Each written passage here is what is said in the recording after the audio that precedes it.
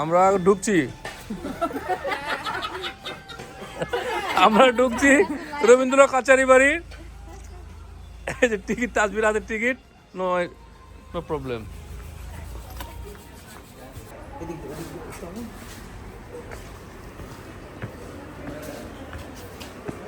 রবীন্দ্র কাচারি বাড়ি। আমরা বারান্দায় ঘুরছি। আমি আমি একটা বাথটাব রবীন্দ্রনাথের।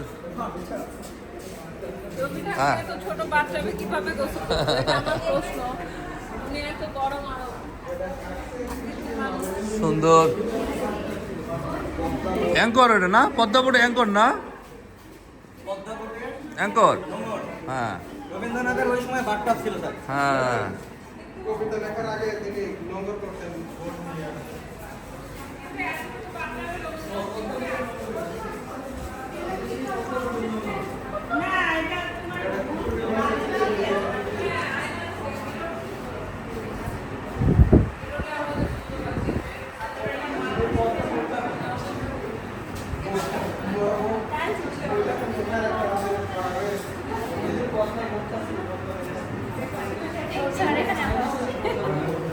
অনেক পানি থাকে।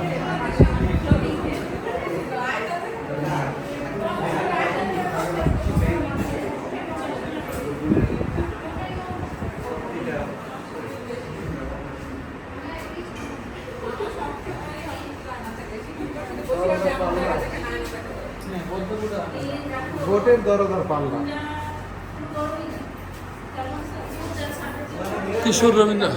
কিশোর রবি ঠাকুর। মানে এই দরজাগুলো যদি খুলে দাও দিনের বেলা ওই কেসটা খানা মধ্যে আছে।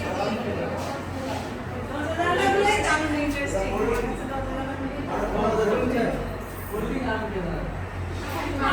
উপরের সিলিংটা এই করা আর এইভাবে রেলিং এর ই দেওয়া লোহার। যেন মানুষের বুঝতে না পারে যেখানে কি লেখা ছিল, তাহলে কি পরিমাণ শ্রম দিছে বসে বসে ওগুলাকে আবার সে খুঁজে খুঁজে ইয়া করছে। এটা দেখে তো এখন এখানে বসতে ইচ্ছে করছে। এটাই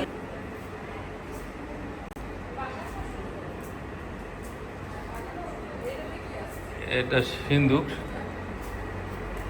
সেই সময়ের সিন্ধুক।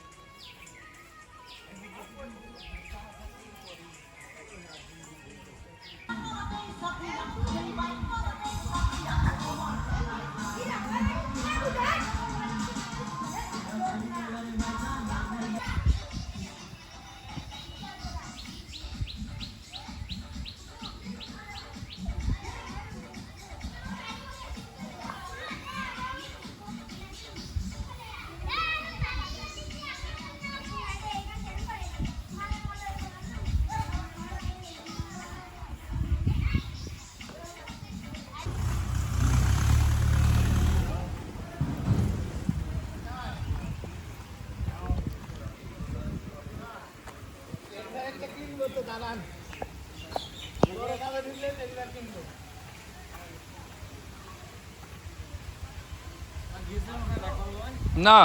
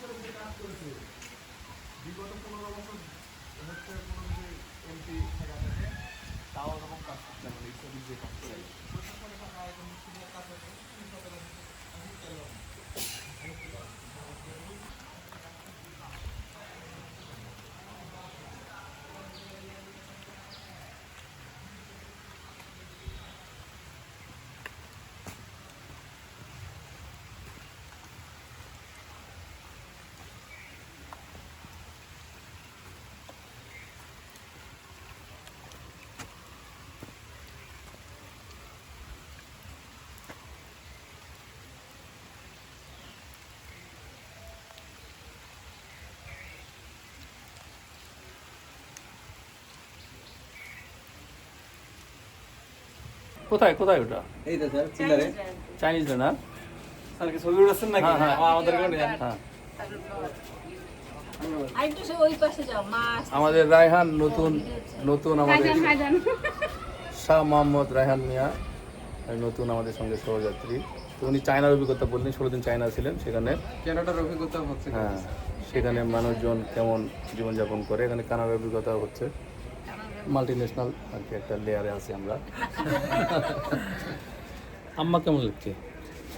আমাদের মধ্যে একজন মা জননী আছে।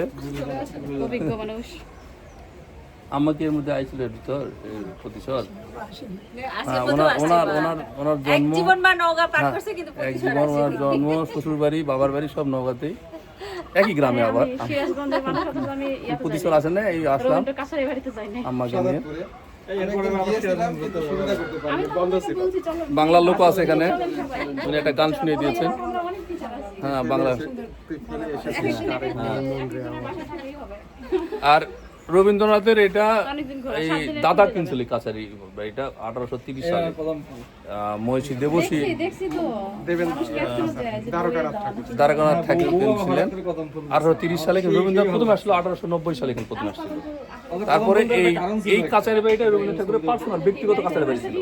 আর শাহজাদপুর, তারপরে কুষ্টিয়া, এগুলো ওনাদের পারিবারিক সম্পত্তি ছিল। ওগুলো ভাগাভাগি হয়ে ওই ভাগগুলো অন্য ভাইদা পড়ছিল। আর এটা পড়ছিল রবীন্দ্রনাথ ঠাকুরের নিজের কাছারি বাড়ি। 1937 সালে উনি শেষ আসা আসছিলেন। ওইখানে আবার একটা হাই স্কুল আছে, ওখানে রবীন্দ্রনাথ ঠাকুরের ছেলের নাম রথীন্দ্রনাথ নামে একটা ইনস্টিটিউট আছে, যেখানে 1905 সালে একটা উনি ব্যাংক তৈরি করেছিলেন। এবং রবীন্দ্রনাথ ঠাকুর যখন নোবেল পুরস্কার 1913 সালে, সেখানে উনি 1 লক্ষ টাকা দিয়েছিলেন এই ব্যাংকে আর কি, কৃষি উন্নয়নের ব্যাংক করেছিলেন রবীন্দ্রনাথ ঠাকুর। রবীন্দ্রনাথ ঠাকুর কিন্তু সেই সেন্সে কিন্তু প্রথম বাংলায় কিন্তু মানে কৃষকের জন্য কাজ করেছে। রবীন্দ্রনাথ ঠাকুর তার এক ছেলেকে আমেরিকায় পাঠাইছিলেন যে কৃষির উপরে লেখাপড়া করার জন্য। এটার কিছু কারণ আছে স্যার। কারণটা হচ্ছে ঠাকুর বাড়ি তো স্যার চার দেয়ালের ভিতরে আবদ্ধ ছিল, তিনি মানুষের সাথে মিশতে পারেননি তেমন। তো এইসব জায়গাতে আসার কারণে সাধারণ কৃষক মানুষ তাদের সাথে মিশে তার লেখালেখির ধরনে অনেক পরিবর্তন আসছে। বিশেষ করে এখানে আসার পর থেকে তিনি ছোট গল্প বেশি লিখেছেন, যে ছোট গল্পতে এই এলাকার কিছু ক্যারেক্টার আছে।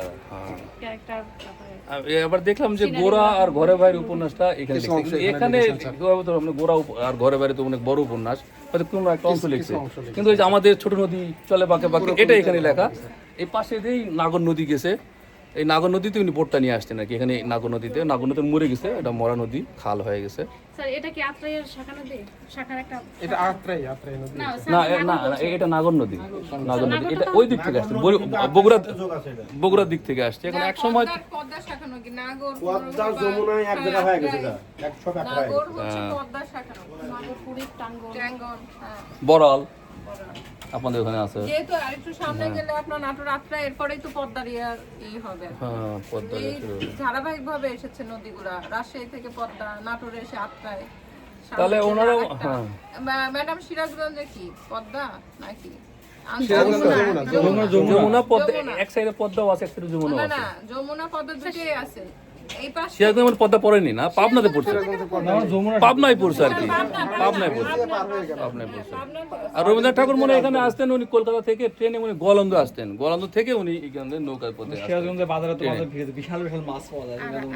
আইয়ের মাছ হ্যাঁ। আইয়ের মাছ পাওয়া যায়। তো আমরা আরো যাব, সামনে এগোতে থাকি। হচ্ছে কি যে আমরা হলো যমুনা নদীর মাছ কয়দিন খুবই প্রখর রোদ গরমের মধ্যে আমরা অতিষ্ঠ জীবনযাপন করেছি। হঠাৎ করে অনেক কলেজের প্রেশারের মধ্যে চাপে আমাদের প্ল্যান করা স্যারের সাথে। তো আজকে সকালে অনেক সকালে আমরা বেরোয়েছি 8টা বাজে, কিন্তু আজকে ওয়েদার খুবই দারুণ, রোদ নেই আর বৃষ্টি হচ্ছে। মানে কাচারি বাড়ি বা কুঠি বাড়ি যেটাই বলি, এখানে সবচেয়ে যে বিষয় যে একটা অন্যরকম আবহাওয়া, যে সাহিত্য চর্চার জন্য যে বৃষ্টির দরকার বা একটা নিরিবিলি, আজকে একটা এরকম শান্তিপূর্ণ বৃষ্টি, এখন সেরকম একটা আবহাওয়া বিরাজ করছে। আর হলো যে দেখবেন এটা আমাদের জন্য ভালো আজকে ভ্রমণ। একটা বড় একটা ধানের জমির মধ্যে একটা কুকুর কাশ্মীরি গান আমরা শুনবো পরে, একটা কুকুর যদি দুই লাইন একটা গান গেয়ে দিই। কাশ্মীরি গান হবে পরে পরে। ওই আশেপাশের পুকুরের পুকুরের আশেপাশে এখানে রাজিয়া কিছু এখানে বক্তব্য রাখছে। খুবই ভালো লাগছে। তা কি বর্ণনা করছিলেন আপনি? আচ্ছা স্যার, এখানে আমরা চলন বিলের কথা ও, চলো, ওনার বাড়ি তারাস, সিরাজগঞ্জ তারাস, ফলে ওনার চলন বিলের সঙ্গে খুবই আর কি শাহ মোহাম্মদ রাহান আত্মিক স্যার, সম্পর্ক। যমুনা নদী নিয়ে বলছিলেন। তো আমি বললাম যে আমাদের তারাশে যমুনা নদীর ইয়া থেকে চলন বিলের মাছ আমরা বেশি পাই, কারণ তারাশটা তো স্যার ওই এই নাটোরের পাশে, পাশাপাশি, নাটোরের কাছাকাছি পাশাপাশি। চলে গিয়েছে। ওখানে হলো চলন যমুনা বিলের নদীটা কাছাকাছি নাই। আর কি, যমুনা নদীটা এখানে নাই। তো চলন বিলের মাছই আমরা বেশি খাই। তো সেটাই বলছি যে এখন চলন বিলে পুকুরটা বেশি খনন করা হচ্ছে। চলন বিলের মধ্যেই বিলের ক্ষতি হচ্ছে স্যার। তো সেটাই বলছি যে আপনারা অবশ্যই যাবেন, গিয়ে দেখে আসবেন। আমরা যাব। আর আরেকটা যোগ যে রায়হানের বাড়ি কিন্তু তিস্তা পাড়ের লোক, তাই না? তিস্তা যাব, তিস্তা একটা এক্সপ্লোর হবে আমাদের, অনেক দিনের একটা প্ল্যান আছে। তিস্তা যাবো, আমরা তিস্তা যাবো, ওকে। তাহলে আমরা আগাতে থাকি। মাছও বেশ মানে টেস্টি। এখানে এখানে এখানে আরেকজন সাহিত্যের লোক আছে, বাংলা সাহিত্য না, ওগুলো ইংরেজি সাহিত্য, শেক্সপিয়ারের। উনি আসলে এগুলো টেমস নদীর পাড়ের লোক আর কি। উনি হলেন টেমস নদীর পাড়ের লোক। তো আপনার কি সাহিত্য, ইংরেজি সাহিত্যের মধ্যে কি মিল পাচ্ছেন এখানে? নাগর নদী, যদিও নাগর নদীর চোখে পড়েনি এখন আমাদের। নদীর না, মানে এই যে রবীন্দ্রনাথ এখানে যে মানে যে কুঠিবাড়ি, তার যে এখানে আবহাওয়া যেখানে মানে ছিলেন এবং যে সাহিত্য চর্চা করেছেন, এই অঞ্চলের মানুষের জীবন এবং জীবনবোধ, এই সমস্ত কিছু তার সাহিত্যে উঠে আসছে। এই যে জিনিসটা স্যার, মানে খুব ছোট গল্প আর কি, ছোট গল্পগুলোতে, এবং এই যে কবিতাটার কথা বললেন স্যার, যে আমাদের ছোট তো এই যে সিম্পলিসিটি স্যার, এই জিনিসটা আমার কাছে খুব মানে ভালো লাগে। অল্প কথাই অল্প কথায় অনেক কথা বলা এবং জীবনবোধটা সহজ। হ্যাঁ, নদী যেরকম সহজ, এখানে জীবনযাপন একটু সহজ। রবীন্দ্রনাথ ওই সহজের কথা বলেছেন, এটাই ভালো লাগছে, এটাই উপলব্ধি করছি। উনি কিন্তু আবার বেসিক্যালি পুনর্ভবা নদী পারেন লোক, রহনপুর বাড়ি পুনর্ভবা নদী। আর পুনর্ভবা নদী আর ওখানে পুনর্ভবা নদী আর মহানন্দা মিলিত হয়েছে আর কি, সেই জায়গার লোক উনি। আর এখানে একেবারে আরেকটা বিল এলাকার লোকের বিল এলাকা, সেই বিল হলো সাতরার বিল এলাকার লোক। এই নদী বিল, সাতরার বিল, বিখ্যাত ঐতিহাসিক সাতরার বিল। বিল নদী প্রায় সেমই জীবনযাপন। তো রবীন্দ্রনাথের যে স্বাভাবিক নদী পড়ে মানুষের জীবনযাপন সম্পর্কে ধারণা পাওয়া যায় প্রতিশোধ আসলে। আমাদের ছোট নদীর চলে বাঁকেবাড়ির যে গল্প, যে কবিতা, তার ছিন্নপত্র অধিকাংশ কবিতা এখানে লিখছেন তিনি। ছিন্নপত্র না, সেক্ষেত্রে রবীন্দ্রনাথের বলা যায় যে এটাই একটি পৈতৃক বাড়ি হিসেবে ধরা হয়, যদিও সর্বশেষ আর কি। আরও ছিল সাজাদপুর, ছিল কুষ্টিয়া শিলাইদা ছিল, কিন্তু এটা তার সর্বশেষ তার ভাগে পড়েছিল। প্রতিশোধ আসলে আরেকটি যেটা যে বোর্ডের কথা বলে, পদ্মা বোর্ড, আমরা অনেক পড়েছি পদ্মা বোর্ড। তার পদ্মা বোর্ডের নোংর, আয়না, উনি শৌখিন মানুষ ছিলেন, দেখে বোঝা যায়। বোর্ডের মধ্যে আয়না ছিল। যেহেতু তাদের কাল্টিভেটেড ল্যান্ড, এই ল্যান্ডটা যেন বাইরে